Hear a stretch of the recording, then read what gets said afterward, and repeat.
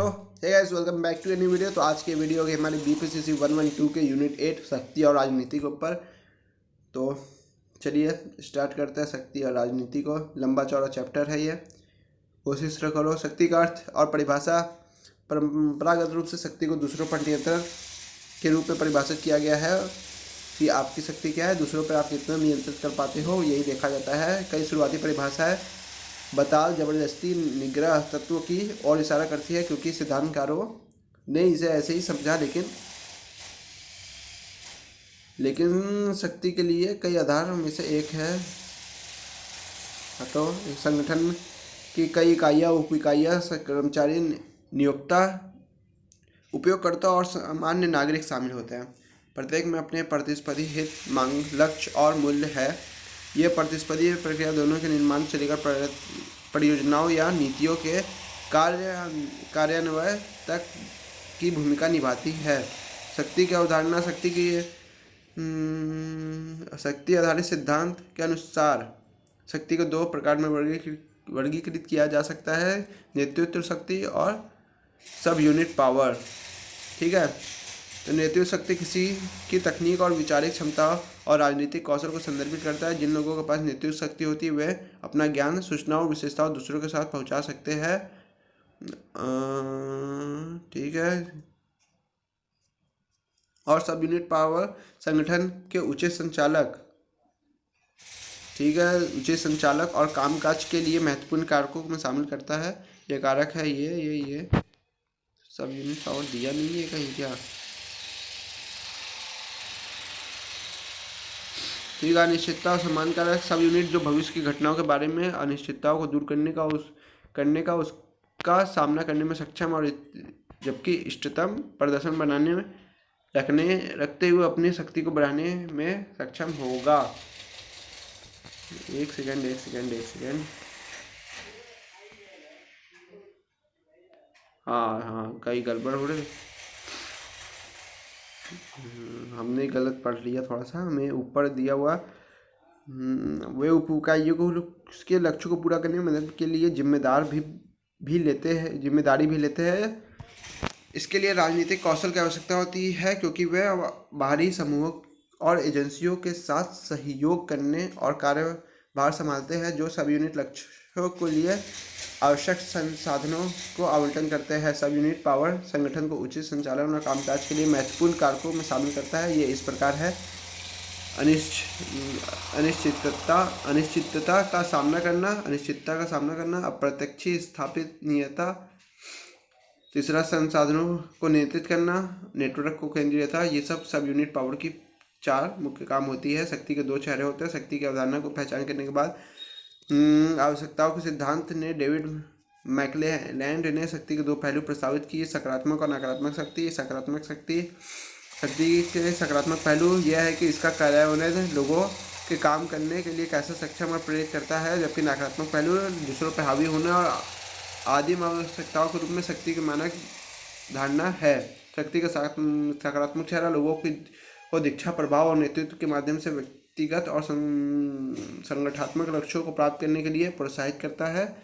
हर कोई एक ऐसी टीम का हिस्सा बनना पसंद करता है जिसका प्रबंधन शक्ति का निष्पादन करना है और सकारात्मक मूड में काम आवंटित करना है। सकारात्मक शक्ति बस पॉजिटिव वाइब्स का खेल होता है, सही चीज़ों के लिए की जाती है। नकारात्मक शक्ति किसी पे हावी होना, किसी चीज़ को हासिल करने और के लिए किसी को परेशान करना और बहुत सारे कारण होते हैं, दबाना, शोषण करना, ये सब चीज़ें होती है। शक्ति और प्रभाव मूल रूप से ये समझना है कि शक्ति कैसे कार्य करती है। हमारी जो शक्ति है, हमारी जो पावर है, वो कितना लोगों को प्रभाव डाल रही है। हम बचपन में ही दूसरों को प्रभावित करना सीखते हैं। जब हम भूखे होते हैं तो हम रोते हैं और महसूस करते हैं कि रोने से हमारा देखभाल करने वाला ध्यान देता है। जैसे हम बड़े होते हैं, ये तकनीक और अधिक परिपक्व होती जाती है। हम मुस्कुराते हैं और फ्लाइट में स्टाफ के साथ उस उम्मीद से अच्छा व्यवहार करते हैं कि वह प्लेन में एक बेहतर और आरामदायक सीट देंगे। हम रेस्टोरेंट के कर्मचारियों को धमका सकते हैं और इस उम्मीद में प्रबंधक से पूछ सकते हैं कि वे खराब सेवाओं के लिए माफ़ी मांगेंगे या भुगतान की भरपाई करें। अधिकार के विपरीत शक्ति समूह की सहमति से नहीं आ सकती। एक व्यक्ति सत्ता पर काबिज हो सकता है क्योंकि वह दूसरे लोगों को डराने धमकाने के रूप में इस्तेमाल करना चाहता है और इसलिए दूसरे उसके साथ बहस से बचने की कोशिश करते हैं कि वो हमें मार ना दे और बहस ना करे और पिटने से बच जाए, इसलिए उसी की बात मानो, वो जैसा कहता है वैसे करो। प्रक्रिया प्रतिक्रियादाता प्रभावित किए जाने के प्रयासों के जवाब के विरोध, अनुपालन या प्रतिबद्धता का प्रदर्शन कर सकता है। यदि प्रतिक्रियादाता किसी अनुरोध या प्रभावित किए जाने की रणनीति को एक मुक्त या निष्क्रिय रूप से आविष्कार कर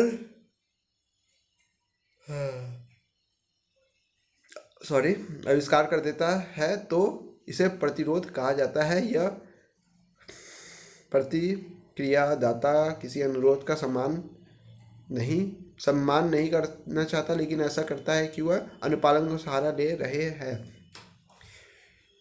शक्ति के आधार होते हैं। जेम्स फ्रेंच और बर्ट्राम रेवेन ने 5 प्रकार की शक्ति के प्रस्ताव दिया: संदर्भ शक्ति, विशेष शक्ति, वैध शक्ति, इनाम शक्ति और निग्रह या बला शक्ति। तो निग्रह बला शक्ति भय और दंड पर आधारित होती है। दूसरों को भय होता है कि हमें दंड मिलेगा। लक्षित व्यक्ति प्रभावित होता है क्योंकि वह नकारात्मक परिणामों से बचना चाहता है जो उन्हें प्रभावित करने वाले कारकों, एजेंट के अनुरोध आदेश का पालन न करने या उन्हें गुस्सा दिलाने के परिणाम स्वरूप भुगतान होगा। पुरस्कार शक्ति इनाम की शक्ति निग्रह की शक्ति से बिल्कुल विपरीत है। यह संसाधनों को नियंत्रित करने के लिए पुरस्कार देने पर आधारित होती है।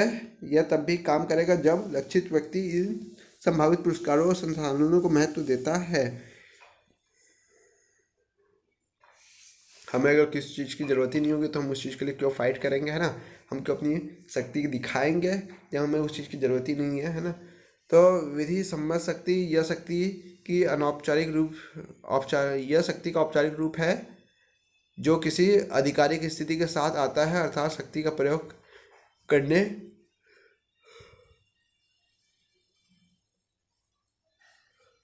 यह शक्ति का औपचारिक रूप है जो किसी आधिकारिक स्थिति के साथ आता है, अर्थात शक्ति का प्रयोग करने का उसका पास वैध अधिकार होता है। जैसे ISPCS, जब वो ISPCS बन जाते हैं तब वो अपने पावर को वैध अधिकार मिल जाता है, तब वो उस तरीके की शक्ति का प्रयोग करते हैं। संदर्भ शक्ति सहयोग या अनुपालन प्राप्त करने के लिए एक सम्मिलित और अच्छी तरह से पसंद किए जाने वाले व्यक्ति या इकाई के रूप में अपनी स्थिति का उपयोग कर सकते हैं। विशेषज्ञ शक्ति किसी व्यक्ति की विशेषज्ञता से है। इस विश्वास से आती है कि नेता के पास किसी विशेष क्षेत्र के विशेष कौशल क्षमता का ज्ञान होता है। जैसे विशेष शक्ति होती है किसी भी तरीके की नेता में होती है, नेता की एरिया के पार्षद में होती है कि ये यहाँ जाएंगे तो इसके पास विशेष शक्ति रहती है। ये हमारी चीज़ों को सॉल्व करेगा। कंप्यूटर इंजीनियर के पास कंप्यूटर से संबंधित प्रॉब्लम, डॉक्टर के पास डॉक्टर से रिलेटेड प्रॉब्लम। सूचनात्मक शक्ति तर्क है।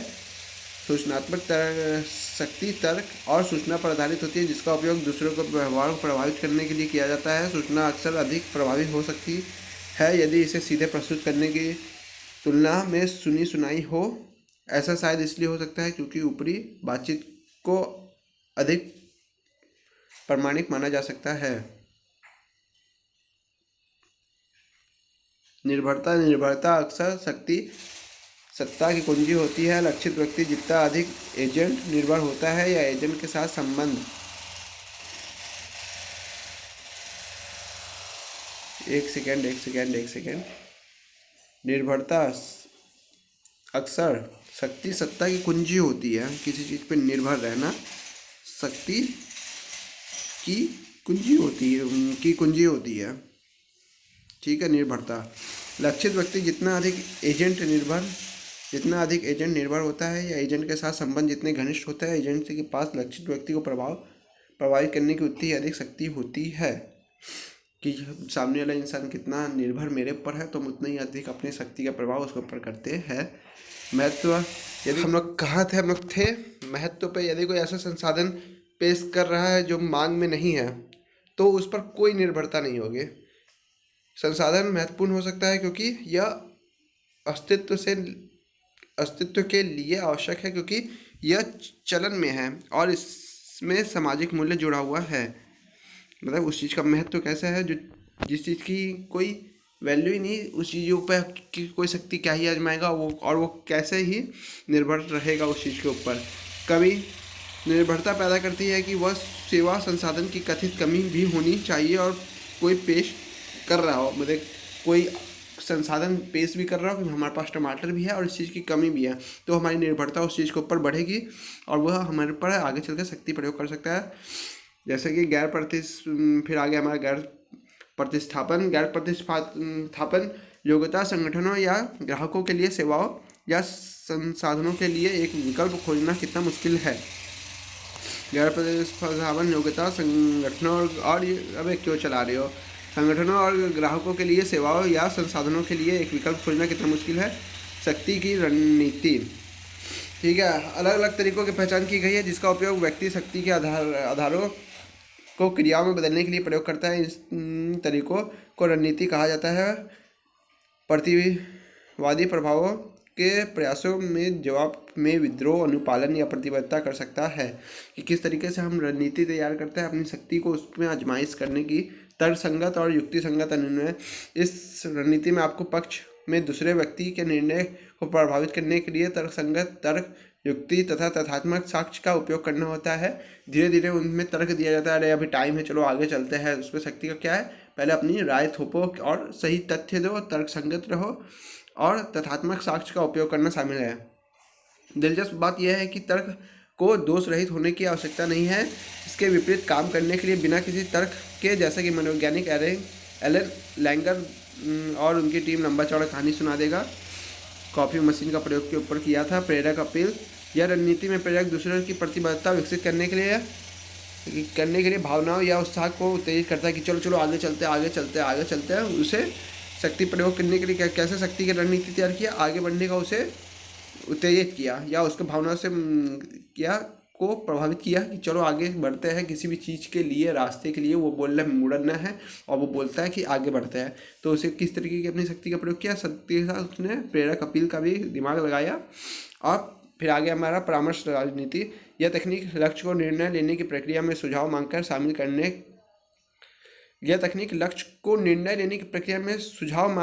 करने का काम करती है। कि हमें लक्ष्य लेना है तो हमें निर्णय लेना है, लेकिन हम उससे सुझाव मांगे। ऐसे वातावरण में अच्छी तरह काम करता है जहां लोकतांत्रिक निर्णय लेने को महत्व दिया जाता है। वो अपना कोई भी सुझाव दिया, उसके ऊपर हम अपना सुझाव थोप दिया कि यही हम सोचे, यही ठीक है। और मानी बात है, उससे हमारे कोई चीज़ जुड़ी हुई है हमारे साथ, उसको जाना है गाड़ी से, वो दूर है काफ़ी, तो उसके हमारी बात माननी ही पड़ेगी, वो कितना ही उसका सुझाव कैसा ही रहे। तो उसके परामर्श पे अपने ऊपर हमने राय रखी, तो उससे ऑटोमेटिकली हम किसी चीज़ पे अपनी शक्ति प्रदर्शन कर दिए। चाटुकारिता या मित्रता, इस तकनीक को प्रभावित करने के लिए चाटुकारिता है उसकी बड़ाई करना और उससे अपने काम निकलवा लेना। शक्ति का हम दिमाग लगाना, राजनीति और मित्रता के द्वारा हम किसी भी चीज़ों को आसानी से हासिल कर सकते हैं, अपने चीज़ों को क्लियरिफाई करा सकते हैं। व्यक्तिगत अपील, अनुपालन प्राप्त करने में साधन के रूप में यह रणनीति दोस्ती या रिश्ते का उपयोग करती है। व्यक्तिगत अपील आप धीरे से कर दो कि हमारी व्यक्तिगत अपील, इंसाइडर हो तुम किसी कंपनी में, आप उसका बोल दो कि आप व्यक्तिगत अपील कर दो कंपनी को कि ये लड़का आएगा, ये ऐसा उसका रिज्यूम रहेगा, आप उसको देख करके आप उसे अपनी टीम में हायर कर लेना। व्यक्तिगत अपील होती है। विनिमय रणनीति, यह युक्ति एहसास के लिए देने और लेने में मानसिकता का उपयोग करती है। इसमें प्रेरक पारस्परिकता की आशा से अपने लक्ष्यों को प्रभावित करने का प्रयास करता है कि आप हमारे लिए अभी कुछ कर सकते हो तो करो, फिर हम आपके लिए भी आगे कर सकते हैं। विनिमय रणनीति होती है। गठबंधन रणनीति, ये एक ऐसी तकनीक है जिसमें अनुनय विनिमय करने की सहायता प्राप्त करने के लिए एक टीम बनाई जाती है कि हाँ हम लोग एक टीम वर्क करके आसानी से जीत सकते हैं अगर हम लोग एक टीम वर्क की तरह काम करें कहीं पर भी। दबाव रणनीति, क्या रणनीति प्रत्यक्ष मांगों, चेतावनियों, यहाँ तक कि किसी लक्ष्य को अनुपालन में मनाने के लिए धमकियों का उपयोग करती है। दबाव बनाया जाता है, शोषण भी किया जा सकता है उसके ऊपर मानसिक तौर पर। वैध रणनीति या ऊपर की ओर अपील, इसमें प्रेरक का तात्पर्य है कि अनुरोध उच्च अधिकारी को अनुपालन प्राप्त करने के लिए की अपेक्षा की जाती है। अपील प्रभावित करने वाले एजेंट को आवंटित शक्ति है जो उन्हें कानून, नियमों और विनिमय का पालन करने के लिए व्यक्ति को प्रभावित में सक्षम बनाती है कि ये दिखाना कि आपके फैसले गलत है, हम आपके ऊपर के अफसरों से हम ये डिसीजन लेके आएंगे। तो वैध रणनीति है ये, और ऊपर की ओर से अपील आई है आपको। कि आप ये किस पावर से कर रहे हो। शक्ति और यौन उत्पीड़न। शक्ति काम करती है क्योंकि यह असमान रूप से वितरित की जाती है। शक्ति काम करती है क्योंकि असमान रूप से वितरित की जाती है। इन असमान वितरण को नकारात्मक पक्ष कार्यस्थल सहित यौन उत्पीड़न की घटनाओं में उदाहरण है। ठीक है, यौन उत्पीड़न के मुद्दे के संगठन ये बकवास बकवास बकवास। सरल शब्दों में लबोलुआव यह है कि यौन उत्पीड़न अवैध और गलत है। यह कार्यस्थल और समाज में सामान्य रूप से दोनों असुरक्षित और शत्रुतापूर्ण वातावरण है। इसलिए प्रबंधकों की जिम्मेदारी है कि वह सुनिश्चित करें कि उत्पीड़न को रोकने के लिए सख्त नीति और जागरूकता कार्यक्रम की और कार्यस्थल पर एक सुरक्षित और प्रेरणादायक पर्यावरण तैयार किया जा सकती और यौन उत्पीड़न। शक्ति का प्रयोग करके कई लोग यौन उत्पीड़न करते हैं, बहुत गलत चीज़ें होती है। तो हर समय से ऐसा वातावरण बनाए कहीं पे भी किसी भी जगह कोई किसी के एकदम अधीन ना हो और कोई किसी को बहुत ज़्यादा दबाए नहीं। इन चीज़ों का जल्द से जल्द आप लोग को विरोध करना चाहिए। अगर आप लोग कहीं ऐसे किसी के साथ होता देख रहे हो या अगर आपके साथ कभी हो रहा हो तो संगठनात्मक राजनीति बड़े समूह और पदानुक्रम शक्ति का अंतर पैदा करते हैं। शक्ति सत्ता का इस्तेमाल करने के लिए अलग अलग लोग अलग अलग हथकंडे अपनाते हैं। जैसे बड़ी बड़ी पार्टीज में होता है मतलब कि राजनीतिक दल, और बहुत बड़े बड़े समूह में होता है जैसे माइक्रोसॉफ्ट, गूगल, ये सब में भी बहुत बड़े बड़े राजनीति अंदर इनसाइट चलती रहती है। काम पर सत्ता की गतिविधियों में सक्रिय रूप से संलग्न होना संगठनात्मक राजनीति है। प्रभावी राजनीति कौशल शक्ति के उपयोग में तब्दील हो जाता है। विशेष रूप से संगठनात्मक राजनीति को उन गतिविधियों के रूप में परिभाषित किया गया है जो संगठन में किसी की औपचारिक भूमिका के हिस्से के रूप में आवश्यक नहीं है, लेकिन संगठन के भीतर फायदे और नुकसान के विवरण को प्रभावित करने या प्रभावित करने का प्रयास करते हैं। कि किसे फ़ायदा मिले, किसे नुकसान पहुँचे, वो किसी के लिए भी कुछ कर सकते हैं, भले ही वो उससे रिलेट करते हो कि नहीं।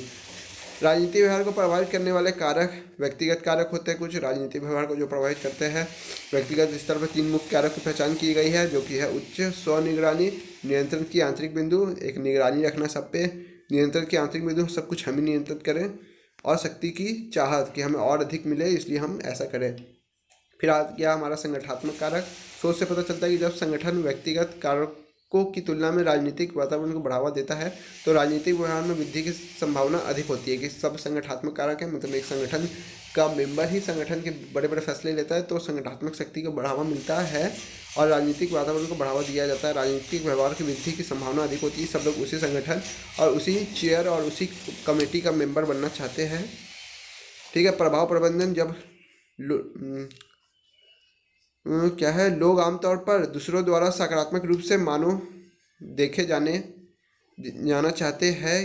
यही एक कारण है कि बहुत से लोग जिम की सदस्यता, सौंदर्य उत्पादकों पर और यहाँ तक कि प्लास्टिक सर्जरी पर भी पैसा बर्बाद करते हैं कि हमें लोग बेहतर समझे।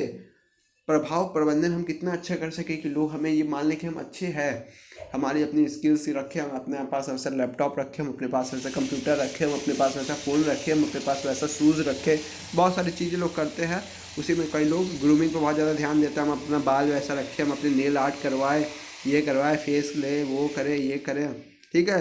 इंस्पेक्शन प्रबंधन की तकनीकें। ठीक है, उसमें इंस्पेक्शन प्रबंधन की तकनीकें में क्या होता है, बोलियो और सहकर्मियों ने इंस्पेक्शन प्रबंधन की निम्नलिखित तकनीकों को चिन्हित किया। अनुरूपता अनुमोदन प्राप्त करने के लिए दूसरों की राय या निर्णयों से सहमत होने का कार्य।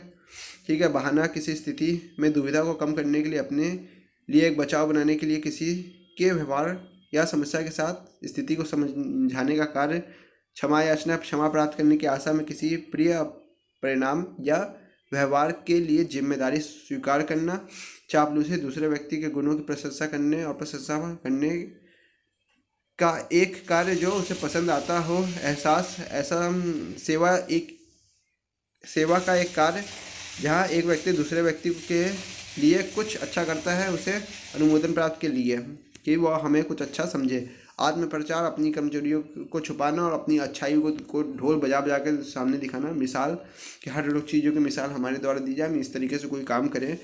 नैतिकता, शक्ति और राजनीति। हर कोई नैतिक संगठनों पर काम करना पसंद करता है और यह आमतौर पर एक खुश कार्यबल प्रतिबद्ध कर्मचारी और क्रम टर्नओवर की दरों की ओर जाता है। हालांकि दूसरी कंपनी की प्रति उच्च प्रतिबद्धता का मतलब यह हो सकता है कि लोग अपने संगठन द्वारा अनैतिक गतिविधियों की उपेक्षा कर सकते हैं कि जैसे कि तो नैतिकता क्या, नैतिकता को नैतिक रूप से सही और गलत की परिभाषित करने के मूल्यों का एक समूह के रूप में परिभाषित किया जाता है कि क्या सही है और क्या गलत है, यही नैतिकता होती है। नैतिकता के स्तर सामाजिक मुद्दे जैसे पर्यावरण संबंधी चिंताएं, बाल अधिकार, गरीबी, ये सब सामाजिक मुद्दे होते हैं नैतिकता के स्तर के, जिसमें क्या सही होता है क्या गलत होता है। बच्चों से मजदूरी नहीं करानी चाहिए, कम उम्र में कुछ काम नहीं कराना चाहिए, पढ़ाई उनका जन्म अधिकार है। पर्यावरण संबंधी चिकित्साएं बोल रहे हैं बार बार, चिंताएं, पटाखे ना जले, प्लास्टिक ना जले, प्लास्टिक का कम से कम उत्सर्जन हो, गरीबी खत्म हो, ये सब चीज़ें होती है ना। ये सब सामाजिक मुद्दे की नैतिकताएं होती है। हितधारकों के मुद्दे कि दुनिया में कैसे कैसे हितधारक होते हैं, कुछ ग्राहक के हित होता है, कुछ ग्राहकों के हित होता है, कुछ कर्मचारियों को हित होता है। बहुत ज़्यादा 8 घंटे से ज़्यादा किसी को काम नहीं करवाना चाहिए, तब भी लोग काम करवाते हैं, शोषण करते हैं, पैसा नहीं देते। डे नाइट शिफ्ट में क्या अंतर होता है बताया नहीं जाता। चीज़ों को पारदर्शिता से हितधारकों के मुद्दे समझाया जाता है। आंतरिक निधि संबंधी मुद्दे, सही कर्मचारियों को उचित वेतन किया, 8 घंटे तो काम किए लेकिन वेतन उसका कितना क्या होना चाहिए, ये भी चीज़ें समझानी चाहिए। आपके स्किल्स के हिसाब से कितने पैसे होने चाहिए, बड़ी कंपनियां कहीं आपका शोषण तो नहीं कर रही है, कम पैसों पे आपको कहीं रख तो नहीं रही है, कैसा व्यवहार किया जाना चाहिए, क्या काम करवा सकते क्या काम नहीं करवा सकते, ये सब चीज़ें भी नैतिक मुद्दे में होती है। व्यक्तिगत मुद्दे, अंतिम नैतिक स्तर व्यक्तिगत मुद्दे हैं, इस बात से संबंधित है कि हम कार्यस्थल पर दूसरों के साथ कैसा व्यवहार करते हैं, ठीक वैसे ही जैसे हम अपने निजी जीवन में लोगों के साथ कैसा व्यवहार करते हैं, दूसरों के बारे में गपशप करते हैं। या हमारे नैतिक मुद्दे क्या है, हम लोगों में क्या देख रहे हैं, हम अच्छाई देख रहे हैं, बुराई देख रहे हैं, सिर्फ लोगों को एक वस्तु की तरह देख रहे हैं और कैसे उनको प्रभावित कर रहे हैं, हम क्या उनके जीवन में कोई सुधार कर रहे हैं, और जो कर रहे हैं वो सही कर रहे हैं या नहीं कर रहे हैं, ये सब चीज़ें अपनी आंतरिक होती है। सो गाइज, ये वीडियो लंबी चौड़ी हो चुकी है, तो वीडियो को लाइक करना, चैनल को सब्सक्राइब करना, जिससे मुझे बहुत सारा मोटिवेशन मिलता रहे। और थैंक यू फॉर वाचिंग। मिलते हैं नेक्स्ट लेवल के नेक्स्ट वीडियो में। किसी भी तरीके कोई डाउट और प्रॉब्लम हो या कोई भी सुझाव मुझे देना हो तो आप मुझे डिस्क्रिप्शन बॉक्स में दिए हुए किसी भी लिंक पर पर्सनली मैसेज भी कर सकते हो। कमेंट बॉक्स आपका है, मैं उससे आपसे बहुत सारी उम्मीदें लगा कर रखता हूँ कि आप लोग मुझे अच्छे कमेंट या ख़राब कमेंट कुछ तो कुछ में करेंगे, लेकिन आप लोग कई बार कुछ भी नहीं करते, तो कुछ किया करो और कमेंट जरूर किया करो। सो जाते जाते लाइक और सब्सक्राइब और शेयर कर देना। Tata bye bye.